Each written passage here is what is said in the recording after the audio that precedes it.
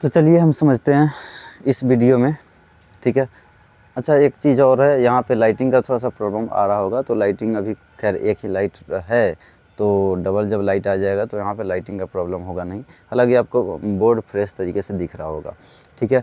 तो यहाँ पे हम दूसरे प्रकार में ही थोड़ा सा इसका ही दूसरा टाइप समझ लेते हैं। असंतृप्त हाइड्रोकार्बन में दो आ रहा था, एल्कीन और एल्काइन, जबकि असंतृप्त हाइड्रोकार्बन में एल्केन को हम समझा चुके हैं और असंतृप्त हाइड्रोकार्बन में भी एल्कीन को हम समझा चुके हैं। यहाँ पे हम एल्काइन को समझते हैं।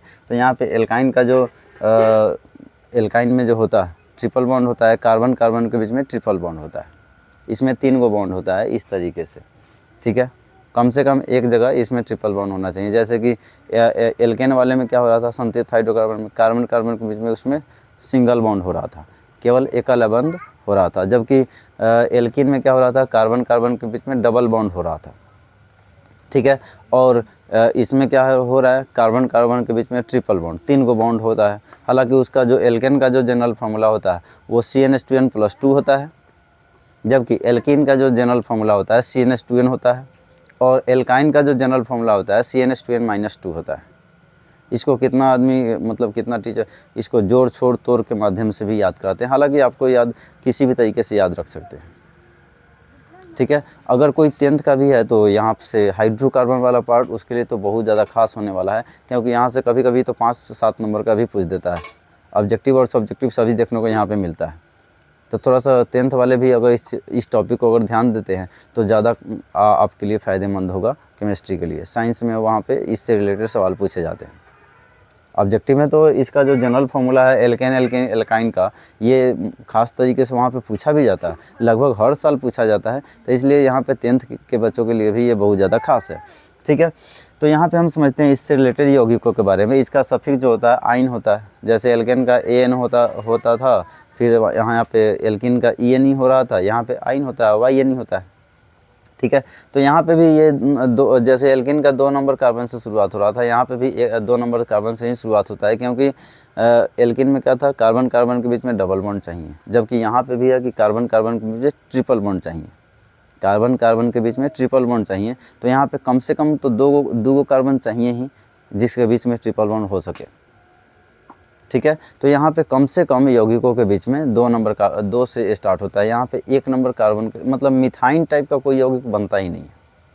यहाँ पे 1 नंबर कार्बन के लिए बात ही नहीं करते हैं, यहाँ पे 2 नंबर कार्बन के लिए बात करते हैं डायरेक्टली। तो यहाँ पे 2 नंबर कार्बन के लिए बात करते हैं तो N के जगह पे हम 2 रखेंगे, तो आता है हमारा जो बनता है यौगिक, ये C2H2 बनता है, C2H2 बनता है। इसका अगर नाम लिखते हैं तो 2 कार्बन के श्रृंखला के लिए एथ का प्रयोग करते हैं, और इसका जो सफिक्स है ये YNE का इस्तेमाल करते हैं तो एथाइन हो जाता है। एथाइन को हालांकि इसको एसिटाइलिन भी कहा जाता है, एसिटाइलिन भी कहा जाता है, लेकिन इसका उतना ज़्यादा रोल यहाँ पे है नहीं, ठीक है। तो हालांकि अगर उतारना होगा तो इस चीज़ों को भी उतार लीजिएगा। हालांकि जितना भी है तो हमारा थोड़ा सा क्लास करने के लिए नोट्स लेके बैठिएगा, नोट्स बनाते चलिएगा तो फ़ायदा करेगा आपको। अब इसके स्ट्रक्चर के लिए बात करते हैं। तो इसके स्ट्रक्चर में कितना आकार बनाएगा, 2 ही कार बनाएगा। कार्बन का संयोजकता के आधार पर देख लेते हैं तो इसके बीच में क्या हो जाता है, ट्रिपल बॉन्ड होगा ही होगा भाई, ये एल्काइन है तो यहाँ पे ट्रिपल बॉन्ड तो इसके बीच में कहीं ना कहीं होना ही होना है। तो यहाँ पे अब इसके संयोजकता जो होता है 4 होता है, उसके अनुसार यहाँ पे हाइड्रोजन को लेते हैं। यहाँ पे क्या हो जाएगा, 3 गो इसका बॉन्ड पूरा हो चुका है, 1 गो चाहिए। यहाँ पे भी 3 गो हो चुका है, 1 गो चाहिए। तो इस तरीके से, हालांकि इसका अगर फ्रेंकली इस तरीके से बनाएंगे तो CH ट्रिपल बॉन्ड CH इस तरीके का बनता है, ठीक है। अब आगे अगर हम 3 नंबर कार्बन के लिए बात करें, अगर इसमें 3 गो कार्बन को रखें तो 3 नंबर कार्बन के लिए क्या हो जाएगा, C3, और फिर क्या हो सकता है 3 × 2 क्या हो जाएगा 6 - 2 4 C3H4, ठीक है। ये अगर आपको अभ्यास हो जाएगा तो ये इतना ज़्यादा सोचने का ज़रूरत नहीं है, ये डायरेक्टली आप लिख भी सकते हैं। ये ज़्यादातर प्रैक्टिस का चीज़ है, जितना ज़्यादा आप प्रैक्टिस करते हैं उतना ही ज़्यादा आपका ये चीज़ें ठीक होगा। अगर प्रैक्टिस नहीं करते हैं, अगर छोड़ते हैं तो फिर ये चीज़ें आपका बहुत ही ज़्यादा ख़राब हो जाएगा, ठीक है। ये मैथ के जैसे होता है भाई, प्रैक्टिस का चीज़ है ये चीज़ें, ठीक है। तो यहाँ पे 3 गो कार्बन का अगर श्रृंखला बनता है तो उसके लिए हम क्या नाम लेते हैं, प्रोप का इस्तेमाल करते हैं। इसके लिए जो आएगा YNE आता है, तब प्रोपाइन हो जाएगा। प्रोपाइन हो जाएगा। अगर इसका स्ट्रक्चर बनाते हैं तो पहले हम जैसे पहले बना रहे थे उसी टाइप से बनाएंगे। 3 गो कार्बन का ले लिए, ठीक है। अब यहाँ पे हमको कहीं एक ही जगह लगाना है ट्रिपल बॉन्ड, और किनारे पे लगाना है। हमेशा ही इस बात का ध्यान रखना है, किनारे पे लगाना है, बीच में कहीं नहीं लगाना है। बीच में लगाएंगे तो वो गलत हो जाएगा, ठीक है। यहाँ पे ठीक है, यहाँ पे कोई सही, लेकिन यहाँ पे गलत होता है। बीच में अगर लगाइएगा तो वो गलत हो जाएगा। कहीं पे भी लगाना है, किनारे पे लगाना है, या तो इस साइड किनारे पे लगाइए या इस साइड लगाइए। तो हम यहाँ पे लगा देते हैं, ठीक है। ट्रिपल बॉन्ड लग गया। अब यहाँ पे बॉन्डिंग थोड़ा सा देख लेते हैं। इस कार्बन के पास कितना हाइड्रोजन चाहिए? 3 गो, मतलब बॉन्डिंग पूरा हो चुका है। एक का कमी है ना, 4 गो चाहिए। तो यहाँ पे 1 गो हाइड्रोजन, ठीक है, 1 गो हाइड्रोजन। यहाँ पे इस तरीके से यहाँ पे सीधे सीधे लिख देते हैं हाइड्रोजन को CH। इस कार्बन के पास आते हैं तो इस कार्बन के पास 3 गो इधर है, 1 गो इधर, 4 गो इसके पास बॉन्डिंग हो चुका है। तो इसके पास हम कोई भी हाइड्रोजन नहीं रखते हैं। कार्बन कभी भी 4 से अधिक और 4 से कम कभी भी बॉन्डिंग नहीं बनाता है। इसका संयोजकता हमेशा ही फिक्स होता है, 4 ही होता है संयोजकता, ठीक है। तो इसलिए यहाँ पे 4 गो इसका पूरा हो चुका है, तो इसमें कुछ भी हाइड्रोजन इसमें ऐड नहीं होगा। यहाँ पे अब इसके अगले वाले में यहाँ पे लगाते हैं तो इसके पास केवल सिंगल बॉन्ड है, एक गो बॉन्ड है। तो 3 गो का कमी है, तो यहाँ पे 3 गो देते हैं ना, 3 गो हाइड्रोजन यहाँ पे शिफ्ट होगा, ठीक है। टोटल इसमें 4 गो कार्बन, मतलब 3 गो कार्बन चाहिए था, 3 गो कार्बन है, 1 2 3, लेकिन यहाँ पे 4 गो हाइड्रोजन चाहिए था। तो 3 गो यहाँ पे, 1 गो यहाँ पे, इसके बीच में नहीं होगा, ठीक है। तो इस तरीके से इसका स्ट्रक्चर बनता है। अगर हम 4 नंबर कार्बन के लिए बात करें तो 4 नंबर कार्बन के लिए क्या हो जाएगा? C4 और फिर H6 हो जाएगा।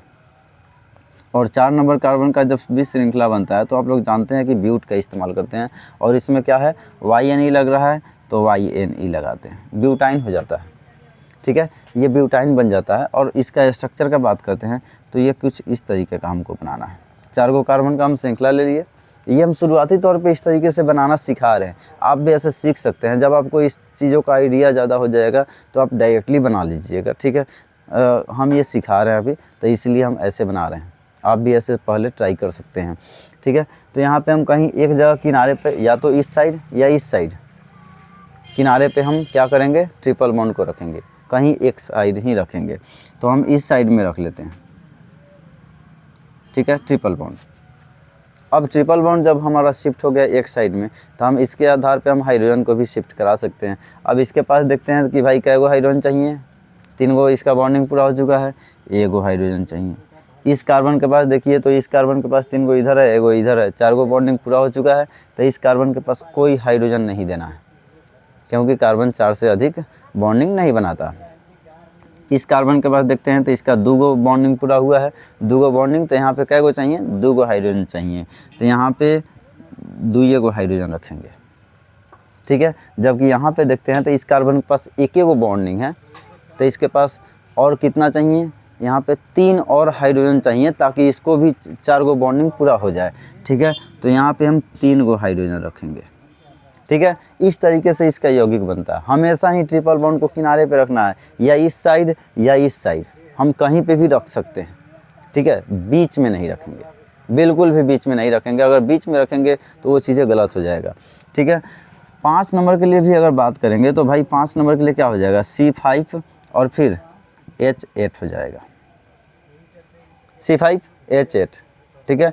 और इसका क्या हो जाएगा? पेंटाइन हो जाएगा। फिर इसका भी स्ट्रक्चर इस तरीके से बना सकते हैं, ठीक है। इसका स्ट्रक्चर भी हम बनाते हैं, इसका पेंटाइन, पेंटाइन। ये क्या हो जाएगा? 1 2 3 4 5। शुरुआती तौर पे हम यहाँ पे ट्रिपल बॉन्ड को ले लेते हैं किनारे पे, ठीक है। यहाँ पे इसके पास 1 हाइड्रोजन हो जाएगा, इसके पास कोई नहीं। यहाँ पे 2 गो हो जाएगा, यहाँ पे भी 2 गो हो जाएगा, यहाँ पे।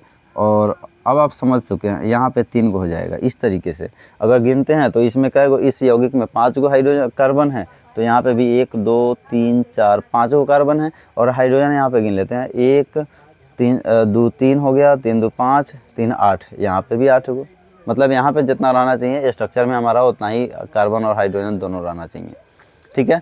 तो इस तरीके से यहाँ पे पेंटाइन भी बना लेंगे। और 6 नंबर के लिए हेक्साइन आ जाएगा, फिर हेप्टाइन आ जाएगा, ऑक्टाइन। इसी तरीके से आप जितना चाहें 20 30 वहाँ तक बना सकते हैं, ठीक है। तो ये चीज़ें अगर वीडियो देख रहे हैं तो लास्ट तक देखा कीजिए ताकि आपको अच्छे से समझ में आ जाए सभी चीज़ें।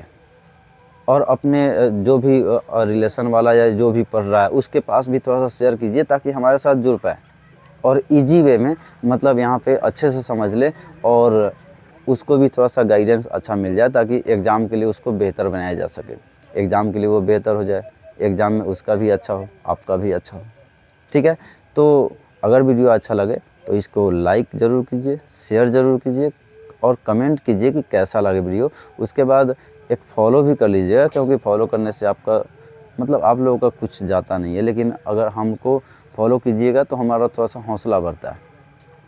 ठीक है, पॉजिटिविटी थोड़ा सा आता है कि और ज़्यादा हम अपने वीडियो पे काम करेंगे। अगर कुछ कमी अगर लगता है तो बताइएगा, तो हम उस चीज़ों पे और ज़्यादा काम इम्प्रूव उस चीज़ों को करेंगे। ठीक है, थैंक्स।